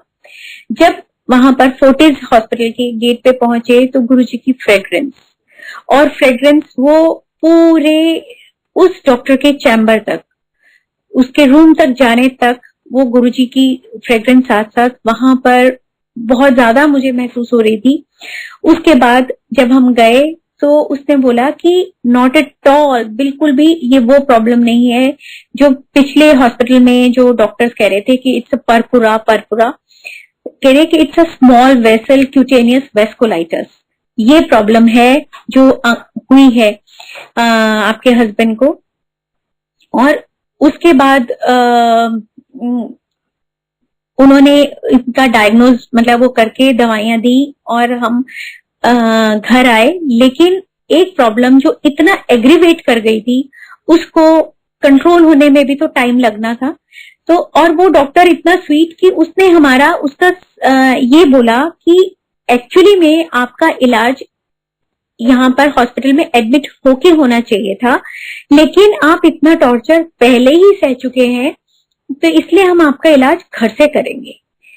अब ये तो संगत जी गुरु जी को मालूम था कि उस वक्त जितने भी पैसे थे वो मेरे इनके पहले 15 दिन के इलाज में, हॉस्पिटलाइजेशन में खर्च हो चुके थे। और उस वक्त दोनों बच्चे बाहर, बड़ा यूएस, छोटा कनाडा, और दोनों की प्रॉब्लम्स ऐसी थी कि वो नहीं आ सकते थे, क्योंकि छोटा उसका पासपोर्ट रिन्यूअल के लिए गया हुआ था और बड़े की मास्टर्स की फाइनल बिल्कुल सिर पर। उसने बोला मम्मा मैं 1 हफ्ते के लिए आ जाता हूँ। तो मैंने बहुत ही बड़ा दिल करके बोला बड़े मजबूती से होके वो बोला, तू क्या करेगा, तू क्या गुरुजी है, तू डॉक्टर है, तूने क्या करना है, बस तू मुझे बेस्ट रिजल्ट लाके दिखा दे, यही तेरा सबसे बड़ा काम है, तो बस यही मेरे को वो करके दे दे और मुझे कुछ नहीं चाहिए, जो करना है गुरुजी ने करना है, और बाकी जिन डॉक्टर्स पे मेहर होगी उन्हीं वही डॉक्टर्स पूरा इलाज भी कर देंगे। तो उस वक्त में उस डॉक्टर का ये कहना कि आपका इलाज तो एडमिट होके होना चाहिए था, लेकिन आप इतना टॉर्चर पहले ही सह चुके हैं, तो हम आपका इलाज घर से ही करेंगे। अब बताइए डॉक्टर, बताइए संगत जी कि ये वो डॉक्टर था या उसके रूप में गुरुजी थे। उसके बाद बेरी अंकल आए, अंकल का हालचाल पूछते, और जब उन्होंने इनका ये हाल देखा, वो ट्रीटमेंट शुरू हुए, 3rd डे था, 2 ही दिन हुए थे उनका ट्रीटमेंट शुरू हुए, तो उन्होंने जब अंकल का ये हाल देखा तो उन्होंने बोला कि नहीं नहीं, आप इनको हॉस्पिटल लेके चलो, आप घर में क्यों बैठे हो। तो हम लेके चले वहां पर, और संगत ढींगरा अंकल वो भी वहां पर सीधा उनको पता चल गया और वो सीधा हॉस्पिटल पहुंच गए। वहां पर दोबारा जब हम अंकल को लेकर गए, व्हील चेयर पर अंकल थे, तो गुरुजी की खुशबू पूरी साथ साथ साथ साथ साथ। तो उसके बाद में वो डॉक्टर ने इनको बोला कि आपको इतनी ज्यादा प्रॉब्लम्स है और मैं आपको 10 में से 10 नंबर देता हूँ, आप तो भी इतनी प्रॉब्लम्स के बाद में भी स्माइल कर रहे हैं। अब ये स्माइल करने की भी हिम्मत सिर्फ और सिर्फ गुरुजी दे सकते हैं। और उस डॉक्टर ने ये बोला कि ये जो आपके साथ आए हैं ना, यही काम आएंगे, आपके रिलेटिव्स काम नहीं आएंगे। अब बताइए, वो गुरुजी नहीं थे उस डॉक्टर के रूप में, तो बताओ वो कौन था, क्योंकि वो कैसे जानता है कि ये हमारे सारी संगत आई है। उस दिन भी हमारी संगत परिवार थी और आज भी हमारा संगत परिवार है जो साथ में गया, उसे उस डॉक्टर को कैसे मालूम। और उसके बाद में इनको 2 घंटे के लिए उसमें मतलब एडमिट किया, दवाई चढ़ाई, और इनका पेन कम हुआ। और उसके बाद में वो डॉक्टर मुझे बोलता है, मैंने कहा डॉक्टर साहब ये कुछ खा नहीं रहे और इतना हेवी मेडिकेशन जा रहा है। तो उस डॉक्टर का ये कहना कि इनको समोसा खिला, लेज की चिप्स खिला, जलेबी खिला, ये कौन कह सकता है। और अच्छा अच्छा खाना बना के खिलाया, जैसे नई नई शादी में बना के खिलाती थी, ये कौन कह सकता है गुरुजी के अलावा, कि समोसा खिला, जलेबी खिला।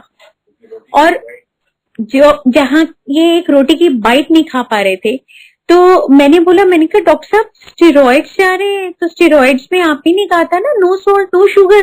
तो कह रहे वो सब मैं 15 दिन में संभाल लूंगा। एग्जैक्टली ये वही वे था जिस तरीके से गुरुजी बोलते थे। और उस वक्त जो ढींगरा अंकल भी साथ में आए हुए थे, उनकी तरफ वो डॉक्टर साहब ने, सो कॉल्ड डॉक्टर साहब ने, वो गुरुजी थे, बोला आप तो ग्राउंड फ्लोर पर रहते हैं। अब उन्हें कैसे मालूम कि वो ग्राउंड फ्लोर पर रहते हैं। तो उनकी तरफ टर्न होकर बोला कि आप तो ग्राउंड फ्लोर पर रहते हैं ना, आज आपको कुछ भी करना पड़े, लड़ाई करना पड़े, झगड़ा करना पड़े, कुछ भी करना पड़े, लेकिन ये आज आपने घर नहीं जाने चाहिए, इनको आप अपने घर लेके जाना। तो संगत जी मेरे को अच्छे से वो याद आ गया, बहुत सारे ऐसे सत्संग जब गुरुजी आपको अपने ही घर से दूर रखते थे, क्योंकि वो टाइम आपका अपने घर में रहने के लिए अच्छा नहीं होता। उस वक्त जब आज के जमाने में कि कोई भी दूसरे को घर में किसी को बुला के राजी नहीं होता, गेस्ट को, हम बीमार, मतलब अंकल बीमार और साथ में मैं, उन्होंने हमको इतने प्यार से रखा, उनकी सेवा की तो हम जितनी भी तारीफ करें वो कम। बताइए, ये संगत ही तो है हमारा परिवार, जो गुरुजी के शब्द कि ये परिवार मैं तुम्हारे लिए छोड़ के जा रहा हूँ, इन्होंने ही काम आना है, आपके रिश्तेदारों ने काम नहीं आना। और ये एग्जैक्टली हमारी लाइफ में एक एक शब्द ये सच साबित हुआ कि हमारे को सिर्फ और सिर्फ हमारी संगत, गुरु संगत हमारे काम आई। उन्होंने हर जगह हमारे को साथ दिया। और जो उन्होंने वो बोला कि एडमिट नहीं होना, वो गुरुजी ने ही हमारे पैसे भी बचाए।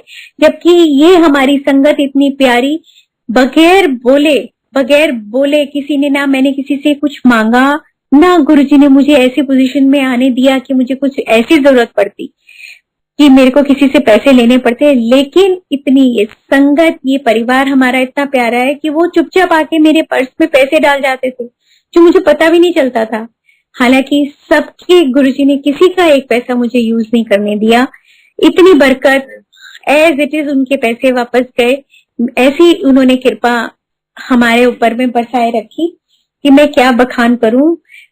मेरे पास तो शब्द ही नहीं है। और पूरे 40s में मैं उसके बाद में घूम घूम कर भी आती रही कि कहीं वो दोबारा खुशबू मिल जाए, लेकिन नहीं। बस जब जरूरत थी वो 2 बार गुरुजी साथ में चले, पूरा इनका सही डॉक्टर के हवाले करवाया, क्योंकि गुरुजी बोलते हैं अगर डॉक्टर चंगा होए तो बिल्कुल भगवान दा ही रूप होता है। तो उस डॉक्टर के रूप में गुरुजी आए और इनका इलाज करा, तो मैं तो जितना भी शुक्राना करूं वो कम ही है। और उसके बाद 2014 भी जाते जाते गुरुजी अंकल को एक झटका देके गई, मंदिर में ही थे। हाँ संगत जी की जो उस वक्त इनको ये जो बीमारी हुई थी, स्मॉल वेसल क्यूटेनियस वेस्कुलाइटिस, सबने ये बोला था, डॉक्टर्स ने भी ये बोला था कि इनकी इम्यूनिटी लो हो रही है। तो और जो संगत के थे उन्होंने ये बोला था कि अंकल अब 2 साल तक सेवा नहीं कर पाएंगे, लेकिन अगर हमारे रब की मर्जी हो, हमारे गुरु जी की मर्जी हो तो क्या नहीं हो सकता। अंकल 6 महीने बाद अपनी सेवा में थे और 7 दिसंबर 2014 अंकल सेवा में ही थे, मंदिर में ही थे। इनको चेस्ट में बहुत जबरदस्त पेन उठा, जबकि वो बाद में वो हो गया था कि वो गैस्ट्रिक वो था, लेकिन उस वक्त हाथ पैर पांव फूलने जायज थे और हुआ भी। लेकिन ये तसल्ली थी कि अगर गुरुजी आप ये प्रॉब्लम मंदिर में अगर आई है तो आपने पता नहीं कितने बड़ा कष्ट काटा है, कितना बड़ा कष्ट काटा होगा। उसके बाद में दोबारा वसंत कुंज 40s में एडमिट भी हुए। वहां पर गुरुजी ने प्रूव करवा दिया कि वो गैस्ट्रिक पेन थी और डॉक्टर, वहां के डॉक्टर से भी ये कहलवा दिया कि आप सुबह छुट्टी लेके चले जाना, नहीं तो ये आपको फंसा देंगे, जब तक इतना मोटा बिल नहीं बनाएंगे ये आपको छोड़ेंगे नहीं। और सुबह वही डॉक्टर पलट गया कि मैंने तो ऐसा बोला ही नहीं, मैं ऐसा कैसे बोल सकता हूँ, जो आईसीसीयू में था। बताइए गुरुजी की लीला कि उस डॉक्टर के मुंह से भी कहलवा दिया। और नवीन अंकल जो he is a very big support to us, कि उन्होंने मेरे को पूरा मेडिकली वो गाइड कर दिया था कि अगर ये रिपोर्ट्स है तो डोंट हैव टू वरी, आप अंकल बिल्कुल ठीक है, आप सुबह छुट्टी लेके आ जाओ, वो छोड़ेंगे नहीं जब तक एंजियोप्लास्टी नहीं कर देंगे। तो लेकिन आपने नहीं करवानी, आप आ जाना। तो अब हमारी गुरु की संगत और गुरुजी ने डॉक्टर के द्वारा भी कहलवा दिया था, तो फिर चिंता की तो खैर कोई बात ही नहीं थी। तो वो फिर हम अगले दिन, बेशक हमें लामा मिला, लेकिन हम वो छुट्टी लेकर आ गए। एक बार संगत जी मेरे घर सत्संग था, तो उस दिन कोई भी आके संगत ने नहीं बोला कि गुरुजी की बहुत फ्रेग्रेंस आई है या क्या आया। तो मैं ना परेशान करती रही, गुरुजी आप आए थे, पता ही नहीं चला, आप आए भी थे तो पता नहीं, मैंने शायद कितनी बारी ये क्वेश्चन रिपीट कर दिया होगा। तो एक आंटी मुझे मिली, मेरे को बोलती है आशु तेरे घर में सत्संग था, मैं 3rd फ्लोर पर हूँ। तो कहते, मैंने कहा हाँ आंटी 3-4 दिन पहले था। कहते 3-4 दिन पहले तेरे घर में सत्संग था? मैंने कहा हाँ जी था, लेकिन मैं आपको सॉरी बुलाना भूल गई। कहते मैं ना कहूँ कि ना ये तो आशु के गुरुजी की खुशबू है। एक तो संगत की यही मन सुन के बड़ा दिल खुश हो जाता है कि आशु के गुरुजी है। तो छोटा सा बच्चों वाला मन है ना हमारा, ऐसी ऐसी बातें सुन के खुश हो जाता है। तो कहते ये तो आशु के गुरुजी की खुशबू है, लेकिन उसने तो बताया नहीं कि कोई सत्संग है। तो कहते मैं जब यहाँ से जा रही थी 3-4 दिन पहले तो तेरे गुरुजी की खुशबू आ रही थी यहाँ पर। तो मैं कहा देखो गुरुजी कैसे जवाब देते हैं कि मैं आया था। तो ये है कि गुरुजी को अगर जब हम सभी दिल से बुलाते हैं सॉरी गुरुजी, लेकिन जब सही में तो गुरुजी जरूर आते हैं। गुरुजी ने अपनी और आके वो भोग भी लगाते हैं, हमारी कमियां हमारी गलतियां भी बताते हैं। उसका मैं आपको एक सत्संग सुनाती हूँ, बड़ा ही क्यूट सा है। उस दिन सत्संग में मैंने काले चने बनाए थे, गोभी बनाई थी, और उस दिन गुरुजी के मेहर से पायलट आंटी भी सत्संग में आई, लेकिन वो थोड़ा लेट आई। उसके बाद जब भोग लगाया तो जो गुरुजी के चपातियां थी, पराठे थे, वो फॉइल में बंद थे। तो मैंने कहा, पहले मैं खोलने लगी, मैंने कहा नहीं गुरुजी खुद ही खोल लेंगे। तो ये मैंने वैसे ही बंद वो रख दिए और सब्जी प्रसाद वगैरह लगा के भोग लगाया। तो जब भोग लग रहा था तो पायलट आंटी ने मुझे बुलाया, जबकि वो काफी लेट आई थी। तो मेरे को बुलाया, कहते इधर आ। कहा, कहते गोभी नहीं है। मैं कहा हाँ। कहते गुरुजी कह रहे हैं ज्यादा गल गई है। मैं कहा हाँ। अब मुझे तो मालूम था कि आज गोभी ज्यादा गल गई, क्योंकि जब क्वांटिटी ज्यादा हो जाती तो शायद हिला देने में होगी गलती, होगी ज्यादा गल गई। तो कहते चटनी नहीं बनाई। मेरे मुझसे हाँ मैं तो भूल गई। तो सच में मैं भूल गई थी। कहते गुरुजी कहते चटनी बनाई नहीं आंटी ने, भूल गई, गोभी ज्यादा गलाती है। संगत जी जब वो मैंने थाली उठाई तो वो फॉइल खुला हुआ था और बाकी मैसेज तो आपने सुन ही लिया कि गुरुजी ने क्या दिया था। तो गुरुजी हमारे वो आते हैं तो आप सत्संग का प्रसाद भी उसी शिद्दत के साथ जैसे मंदिर का प्रसाद खाते हैं वैसे ही खाओ, क्योंकि वो भी गुरुजी भोग लगाते हैं, स्वीकार करते हैं। और गुरुजी ने एक और एग्जाम्पल भी दिया, एक एग्जाम्पल नहीं हमें समझाया कि जो तुम्हारी लाइफ में हो रहा है, जब हम गुरुजी के शरण में हैं, उनके वो हमारे अंग संग है, तो जो भी हमारी लाइफ में होता है वो उनकी मर्जी होती है। एक बार चांस की बात है कि हमारी एनिवर्सरी वाले दिन सत्संग हुआ, जबकि उसी दिन नहीं हो पाते सत्संग, पता नहीं क्या रीजन है।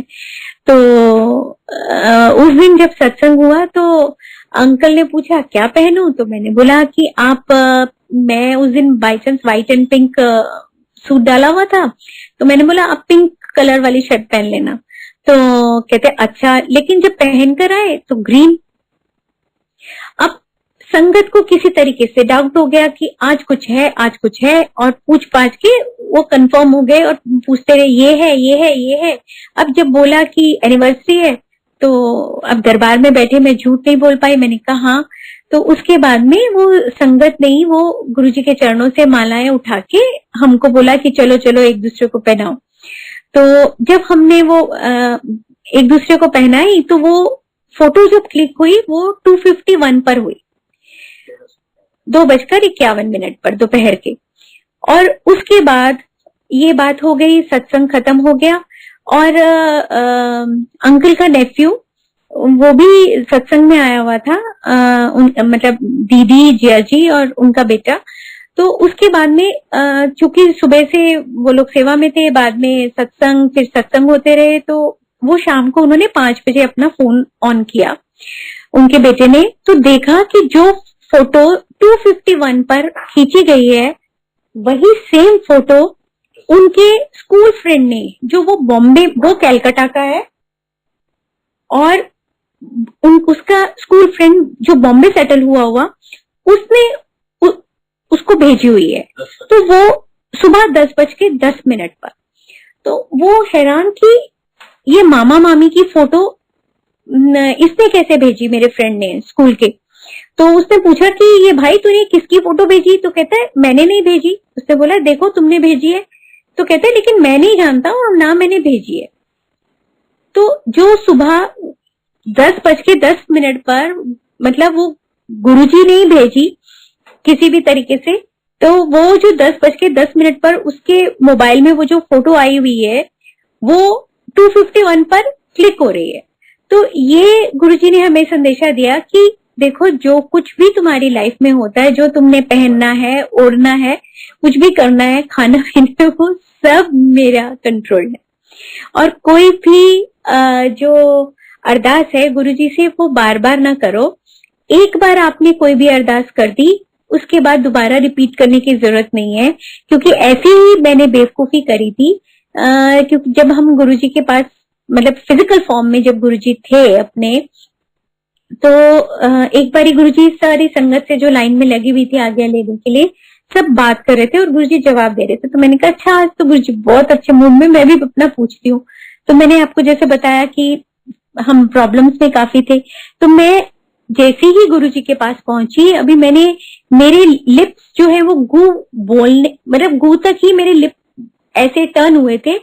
तो गुरुजी ने एकदम से मुझे बोला, पुछीदा नहीं है, ओगल होर पीछे चली जाती है। तो एक बार गुरुजी को आपने अरदास कर दी, दैट्स इनफ। गुरुजी ना तो भूलते हैं और ना ही हमें रिपीट करने की जरूरत है। बस वैसे तो हमको कुछ भी कहने की जरूरत नहीं है, गुरुजी सब जानी जान है। लेकिन कई बार हम फिर भी नोटी नोटी हरकतें कर जाते हैं। मैं आपको सुनाती हूँ एक अपना ऐसा ही नोटी सा सत्संग। ये काफी पुरानी बात है, सन मुझे याद नहीं, लेकिन 14 फेब वैलेंटाइंस डे था, संडे का दिन था और गुरुजी की कृपा से सेवा रहती है उस दिन। तो ये तब की बात है संगत जी कि जब जो दरबार है ये खुला रहता था, सुबह के वक्त में भी बंद नहीं होता था। तो हम आते थे सेवा में जाने से पहले मंदिर आने पर हम सीधा दरबार में ही माथा टेकते थे। तो उस दिन मैंने जो गुरुजी को अरदास की, मैंने कहा Guruji you are my valentine, बहुत प्यार करती हूँ मैं आपसे, लेकिन मैंने कहा Guruji today I am becoming little bit naughty. मैंने कहा I love you very much, but you have to give me proof that you also love me. These were the words. Sorry Guruji, मैं इंग्लिश में बोल रही हूँ क्योंकि मैंने उस दिन गुरुजी को ऐसी इंग्लिश में ही बोला था। तो मैंने कहा टुडे आई वांट प्रूफ गुरुजी कि यू ऑल्सो लव मी। ये कह के हम अपने सेवा में चले गए और उसके बाद में वो करी थी अरदास तो भूल भी गए। रात को तब क्या होता था संगत जी, अगर कोई सब्जी बच जाती थी, मतलब कच्ची सब्जी, तो वो जो भी सेवादार होते थे उनमें बच जाती थी। तो उस दिन सिंगला आंटी तब हमारी हुआ करती थी, तो सिंगला आंटी ने मुझे एक कच्ची गोभी दी, ये लो आंटी। जब वो कच्ची गोभी हाथ में आई तो मतलब कोई भी चीज प्रसाद तो प्रसाद ही है ना, दिल खुश हुआ। फिर वो अच्छा गुरुजी वैलेंटाइंस डे का फूल ना सही, गोभी का फूल सही, चलो कुछ तो मिला आपसे, थैंक यू गुरुजी। और उसके बाद थोड़ी देर बाद में सिंगला आंटी ने मुझे चटाई प्रसाद दिया। अरे वाह गुरुजी, जिसपे आपका ये अमृत डिवाइन लंगर सर्व होता है, ये प्रसाद, बहुत बहुत बहुत बहुत थैंक यू। मैं बहुत खुश हो गई कि चलो, मैं जो फिर याद आया मैं तो गुरुजी को ये बोलकर आई थी ना, तो ऐसे हुआ। उसके बाद में तब इतनी स्ट्रिक्टनेस नहीं होती थी। तो जब हम गणेश जी के पास पहुंचने वाले थे ना, तो तूर आंटी ने मुझे आवाज लगाई कि आशु रुक जा, केक कट रहे हैं, खा के जाइए। तो किसी का बर्थडे था, उन्होंने केक काटा। मैंने कहा वाह गुरुजी, 12 बजने में 10 मिनट थे तब, मतलब 15 मिनट थे तब। तो मैंने कहा वाह गुरुजी, वैलेंटाइंस डे का आपने केक भी खिला दिया।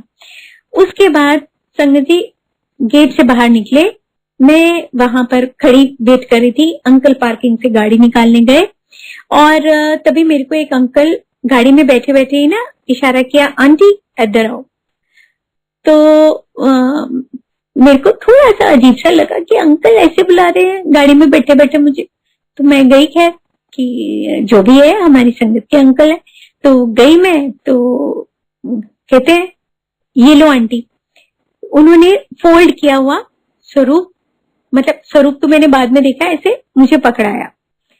तो मैंने जब खोल के देखा तो ये सिर्फ गुरुजी को मालूम था कि इन दिनों में मुझे येलो चोले वाला स्वरूप गुरुजी का बहुत भारा है, बहुत ज्यादा भारा है। और उन दिनों में गुरुजी के ऐसे बड़े वाले स्वरूप नहीं मिलते थे, ना बटते थे, ना कुछ होता था इस तरीके से। जब वो मैंने खोल के देखा तो वो फुल साइज येलो चोले वाला स्वरूप, मैं बता नहीं सकती, मतलब आई लिटरली जम्प्ड, पता नहीं कितनी बारी, thank you thank you thank you Guruji. ये टाइम था 12:10। तो मैंने बोला थैंक यू गुरुजी, कितना बड़ा आपने मुझे वैलेंटाइन गिफ्ट दिया है कि ये आपका स्वरूप। और जब मैं अगले दिन उसको फ्रेम कराने गई तो वो पता चला एक नहीं 2 है। वो शायद उधर से ऋषभ की कनाडा से अरदास लगी हुई थी, क्योंकि वो जब सत्संग में जाता था तो वहां पर लोग छोटे स्वरूप थे, तब उन लोगों के पास में भी, तो वो छोटे स्वरूप लगाते थे। तो वो बोलता था कि मम्मी सत्संग में बड़ा स्वरूप होना चाहिए, अच्छा नहीं लगता छोटा स्वरूप। तो वो फिर मैंने ऋषभ को बोला, मैंने कहा अब तू जिस सत्संग में जाए ये स्वरूप लेके जा, अब ये तेरी सेवा है।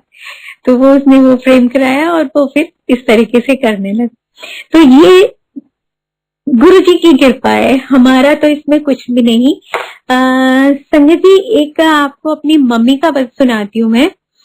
मेरी मम्मी नाउ शी इज 90+ और ये उसी वक्त की बात है, तब वो होंगी 88, 89 या 90, ऐसे अभी मुझे एग्जैक्ट ईयर याद नहीं है।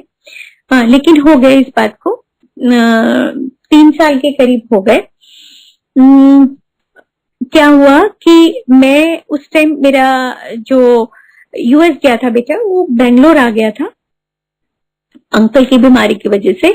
तो वहां पर मैं सुबह उस दिन पाठ कर रही थी अपना नहा के एज यूजुअल। तो टेलीपैथिकली गुरुजी ने मुझे बोला मानू फोन कर ले, मानू फोन कर ले।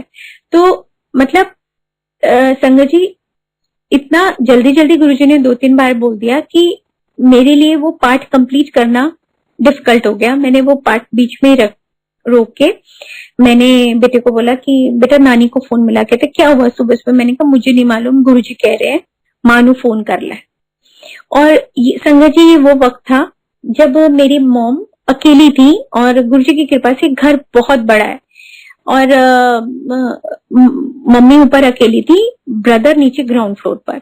और आप सोच सकते हैं कि अगर 89 ईयर ओल्ड वुमेन की अगर कोई भी आवाज है तो वो शायद अपनी फुल वॉल्यूम में भी अगर वो आवाज लगाए तो वो नीचे तक नहीं जा सकती। और सबके खिड़की दरवाजे वगैरह सब बंद ही होते हैं एसी वेसी के चक्कर में। तो ऐसा ही हुआ, मम्मी ने अपने घर में वो एक चेस्टर के ऊपर में वो पुराना टीवी पड़ा हुआ था 29 इंचेस का, वो जो पुराने मॉडल टाइप का भारी भरकम, तो वो चेस्टर पर पड़ा हुआ था। मम्मी ने उस चेस्टर का नीचे वाला ड्रॉर खोला तो वो जो टीवी था वो गिर के मम्मी के ऊपर चेस्ट पर, मम्मी शी फेंटेड और सिर्फ मुंह से मम्मी की आवाज निकली गुरुजी। अब अगर और कोई वो होता तो आप सोच सकते हैं कि क्या हाल होना था, बचना था नहीं बचना था। लेकिन जब मम्मी को होश आया, घर में और कोई भी नहीं, कोई भी नहीं, जब मम्मी को होश आया तो वो 29 इंचेस का टीवी वो उसके साथ बेड पर रखा था, in the middle of that bed. और मम्मी के सिर्फ पांव में थोड़ी सी वो नाखून पे वो नील सा पड़ा, क्योंकि वो उनके जो पैर चेस्टर के नीचे गए थे। उसके अलावा मम्मी को कुछ भी नहीं, नो फ्रैक्चर। जो अपने होश में वो उनके चेस्ट पे गिरा था, सिर्फ उनके मुंह से गुरुजी फेंटेड। जब होश आया तो वो टीवी उनके ऊपर ना होके बेड के ऊपर। कौन कर सकता है ये? सिर्फ और सिर्फ गुरुजी।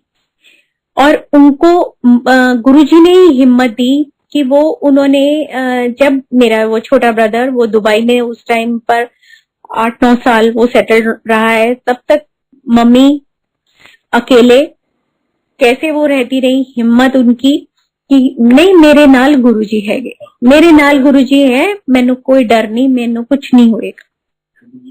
और हाँ, गुरुजी को तंग जरूर करती थी वो, लेकिन सही में वो कि गुरुजी मैनू आज भी करती है वो, उनके पास मैजिक की है गुरुजी वाली कि मैनू मेरा चश्मा नहीं लग रहा, क्योंकि अब चश्मा नहीं है तो पाठ नहीं कर पाना, या कुछ भी दवाइयां देखनी है तो नहीं देख पा रहे, मैनू मेरी दवाइयां नहीं लभदियां, मैनू मेरी चाबी नहीं लभदी, मेरे पैसे नहीं लभ रहे। और गुरुजी उनको टेलीपैथिकली बताते हैं तेरे पैसे यहाँ पड़े हैं, चाबी तेरी वहां पड़ी है, चश्मा तेरा वहां है। इतना उनका ऐसा कनेक्शन है, मतलब जो भी भोले भाव करती है वो, कुछ भी उनको ऐसा वो तो कोई वो नहीं, लेकिन सिर्फ और सिर्फ गुरुजी को जो वो प्यार करती है, जो दिल से याद करती है, ऐसा गुरुजी देखो।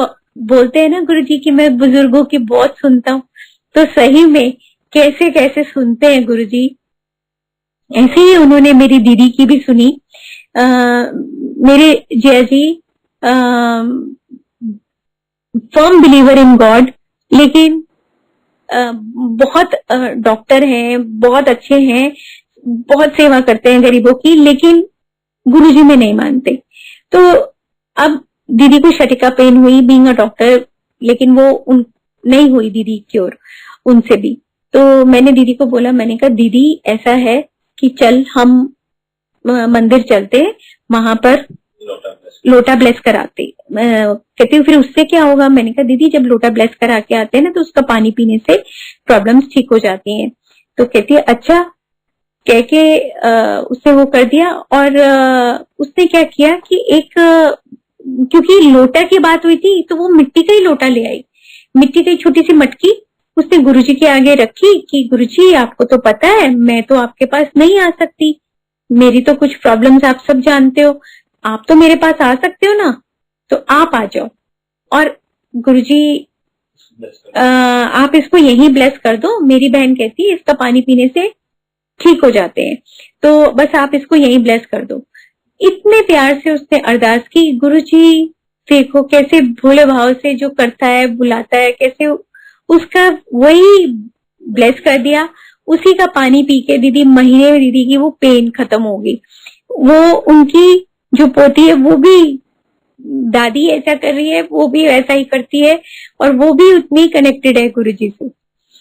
तो गुरुजी की कृपाओं का तो हम जितना भी बखान करें, जितना भी हम करें वो कम ही है। और हाँ संगत जी वो एक सुनाती हूँ कि एक 31 दिसंबर सबको मालूम है कि मंदिर में बड़ा फंक्शन होता है। उस दिन क्या हुआ था कि मैं थोड़े बड़े इयररिंग्स कुंदन का था वो मैं पहनकर आई, और लेकिन वो एक मेरा कहाँ गिर गया मुझे पता नहीं। मैंने उसे बहुत ढूंढा दरबार में, म्यूजिक रूम में, जहां जहां भी पॉसिबिलिटी थी रास्ते में, लेकिन कहीं नहीं मिला, मुझे कहीं नहीं मिला। अच्छा चलो, अब वो होता है मैंने ऑफिस में बोल दिया कि अगर कहीं मिला आपको कोई देखे गया तो रख लेना, वो मेरा है। वो सैटरडे था तब 31 दिसंबर को। और उसके बाद अगले दिन संडे था 1 जनवरी को, और कृपा से गुरुजी की हमारी सेवा थी। जब मैं पहुंचे हम मंदिर, किचन के अंदर एंटर किया तो वहां प्लेटफॉर्म पर सामने वो मेरा इयररिंग, और उससे पहले जो हमारे पहुंचने से पहले संगत आ गई थी उसमें से किसी को नहीं दिखाई दिया। जब हम पहुंचे वो हमें ही दिखाई दिया।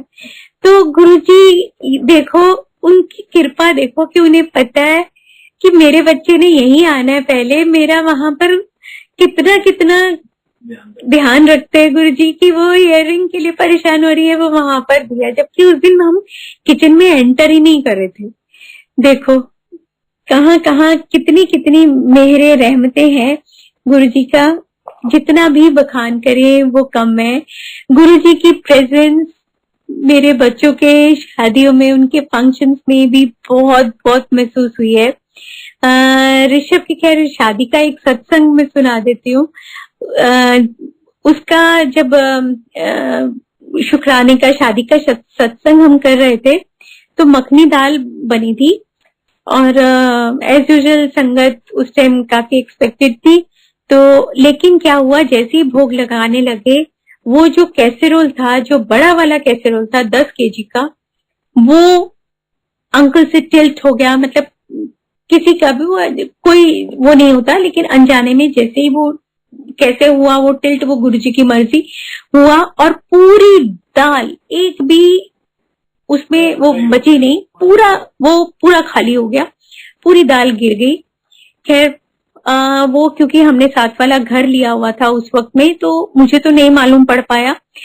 भोग लगाया, ऋषभ ने ही भोग लगाया, और उसने गुरुजी को अरदास की, गुरुजी तुहानू तो पता है की हो गया, और 4 से 6 का सत्संग था, तो गुरुजी अब टाइम भी ऐसा है कि पता नहीं कहाँ से मुझे वो दाल प्रसाद मिलेगी, बस ऐसी जगह भेजना जहां आपके हिसाब से, आपकी हाइजीनिक और आपके स्टैंडर्ड की दाल मिल जाए और स्वाद दाल मिल जाए।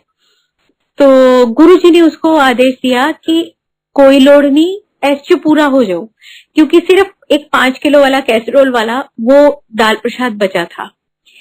अब जब वो बोला तो फिर उसके बाद में तो कोई क्वेश्चन रह ही नहीं जाता कि उठाने वाला। संगत जी वही एक वो कैसरोल से 5 किलो वाला, उसमें पूरी संगत को सर्व हुआ। रात को भी 25 संगत आई, वो भी पूरा सबको प्रसाद मिला। जो कड़ा प्रसाद मेरे हिसाब से खत्म हो गया था, उनकी प्लेटों में कहां से आया मैं नहीं जानती। मैं उनको बोला कि ना कड़ा प्रसाद खत्म हो गया आंटी, अब वो कहते नहीं हमारी प्लेटों में है, देखो हमारी प्लेट में है। वो संगत जी मुझे नहीं समझ में आया कि क्या गुरुजी ने कृपा करी है, उनको कौन सा डिवाइन प्रसाद खिलाया है, मैं नहीं जानती। और गुरुजी को कहीं भी याद करो, दिल से याद करो, उनकी प्रेजेंस गुरुजी अपनी दिखा देते हैं, महसूस करवा देते हैं, बता देते हैं। ऐसे ही एक बारी हम बंगला साहब गुरुद्वारे गए, वहां पर माथा टेका। तो होता तो यही है कि माथा जहां भी टेक रहे हो, अरदास तो गुरुजी के आगे ही चलती है। तो ऐसे ही मेरी वो हुई, और मन में आया गुरुजी जितनी देर भी यहाँ बैठे हैं ना, तो अपने वाला शब्द लगवा देना, वो सुनवा देना। तो वो जो भी गा रहे थे रागी, उन्होंने वो बंद किया और शुरू किया गाना, जिसके सिर ऊपर तू स्वामी सो दुख कैसा पावे। और इतनी ज्यादा फ्रेग्रेंस गुरुजी की, संगत जी ने क्या बताऊं कि पूरा ऐसे कि जैसे हम नहा गए हो। लेकिन मेरे साथ में एक आंटी थी जिनका छोटा बेबी था, तो अब वो छोटा बेबी परेशान कर रहा है 7-8 महीने का। वो मुझे बार बार कह रहे हैं कि चलो। अब मैं बोलूं कि मैंने गुरुजी को याद किया, गुरुजी मुझसे मिलने यहाँ आए हैं, इतनी फ्रेग्रेंस आ रही है, मैं कैसे जाऊं गुरुजी को छोड़ के। तो अब मैं उनको इशारे से कह जा रही हूँ कि अभी बैठो। तो उनको मैंने 10-12 मिनट तो मैंने वो करवा दिया कि अभी रुको। फिर उसके बाद में गुरुजी की खुशबू इतनी ज्यादा, मैंने गुरुजी से माफी मांगी, गुरुजी आप यहाँ पर हो, आपकी प्रेजेंस मुझे महसूस हो रही है, इतनी फ्रेग्रेंस आ रही है, लेकिन अब ये आंटी रुक ही नहीं रही है, मैं क्या करूं, मुझे जाना पड़ रहा है, सॉरी गुरुजी। जहां पर गुरु नानक जी का, वहां पर जहां पर सुखासन होता है, जो उनका रूम बना हुआ है, वहां भी गुरुजी की इतनी खुशबू। और संगत जी उस वक्त बंगला साहब में वो जो कड़ा प्रसाद है, तो वहां पर वो दिया करते थे जो सेवादार होते हैं। अब तो एक अलग जगह बन गई हुई है बंगला साहब में जहां पर कड़ा प्रसाद मिलता है। उस वक्त में वो निकलते ही दरबार से वहां पर वो थाल लेके खड़े रहते थे। तो जैसे ही हम वहां पर पहुंचे, कड़ा प्रसाद लिया, तो वो अंकल मुझे बोलते हैं, जय गुरु जी आंटी, द वे, जय गुरु जी आंटी। तो सुन के मैं हक्की बक्की रह गई कि बंगला साहब में जय गुरुजी आंटी, ये शब्द कोई और नहीं बोलेगा। मेरे को आज भी वो सरदार अंकल की शक्ल नहीं भूलती। और उसके बाद जब मैं ऐसे उनको देखती रहेगी ना कि इन्होंने बोला क्या, तो कहते क्यों यार। अब बताओ संगत जी, मैं नहीं जानती वो क्या हुआ, क्या बता ही नहीं सकती। रोंगटे खड़े हुए थे, मेरा रोम रोम अभी भी बताते हुए मेरे गूज बम्स आ रहे हैं कि क्या क्या मैं बखान करूं गुरुजी, कैसे कैसे अपनी प्रेजेंस दिखाते हैं, कैसे कैसे निहाल करते हैं। और वैसे ही जब हमने ऋषभ के शादी के एनवेलप्स खोलने शुरू किए, तो जो पहला ही एनवेलप हमने खोला वो गोल्डन कलर का मोर पंख बना हुआ, और देखा उसके अंदर नए नए वेरी गुड अमाउंट, मैं नहीं बताना चाहती, सॉरी गुरुजी, लेकिन कोई नाम नहीं। संगत जी, अगर कोई इतना बड़ा अमाउंट आपको देके जाएगा, वो अपना नाम 4 जगह लिखेगा, नहीं तो बड़े अच्छे से सील पैक करके देके जाता है। कोई भी कोई नाम तो जरूर लिखेगा, बगैर नाम के कोई इतना ज्यादा कोई सगन नहीं डाल के जाता। तो गुरुजी ने वो जो दिया, वो आशीर्वाद, वो ब्लेसिंग्स निहाल कर दिया। Thank you thank you thank you Guruji.